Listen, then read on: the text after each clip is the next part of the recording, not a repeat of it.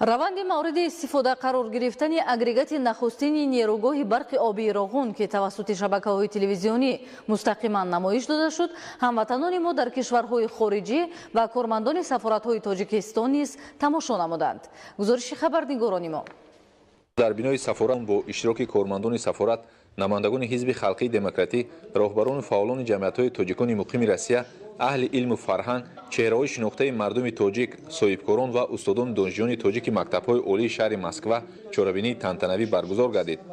سفیر فوق‌العاده و مختار جمهوری تاجیکستان در فدراسیای روسیه امام‌الدین ستارов مهمانان و دیگر هموطنان مقیم روسیه را با جشن واقعاً تاریخی و تقدیرساز ملت تاجیک، شروع چرخیدن باز یک نیروی پیشرفت حیات تاجیکان، نیروگاه برقی آبی راغون، با تمنای بخت و سعادت و کامیابی‌های بی‌نظیر صمیمانه تبریک گفت. ضمن سخنرانی سفیر تاجیکستان راجع به نقش تاریخی و مؤثر اساسگذار صلح و وحدت ملی، پیشوای ملت، پرزیدنت جمهوری تاجیکستان محترم امامعلی رحمان در پایداری صلح، حفظ دولت تاجیکان و رشد منبعه تاجیکستان ابراز اندیشه نمود. سپس اشتراکداران جمعیت با کمال خرسندی نشاط پخش مستقیم تلویزیونی را از رفت به استفاده دهی اگریگات یکم نیروگاه راغون تماشا نموده شاهد یکی از چهاربینی‌های تاریخی تاجیکستان مستقل گردیدند. امروز ما جوانانی در خارج کشور تحصیل داشته بسیار خرسند از آنیم که اگریگات یکم نیروگاه آبی برقی راغون به استفاده داده شد.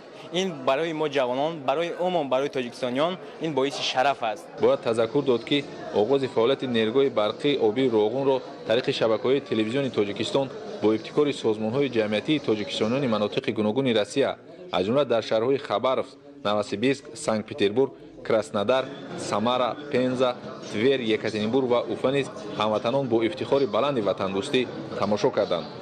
ابوبکر شریفی، خورشید سید احمد، محمد علی سفر از شهر مسکو فدراسیای روسیه برای برنامه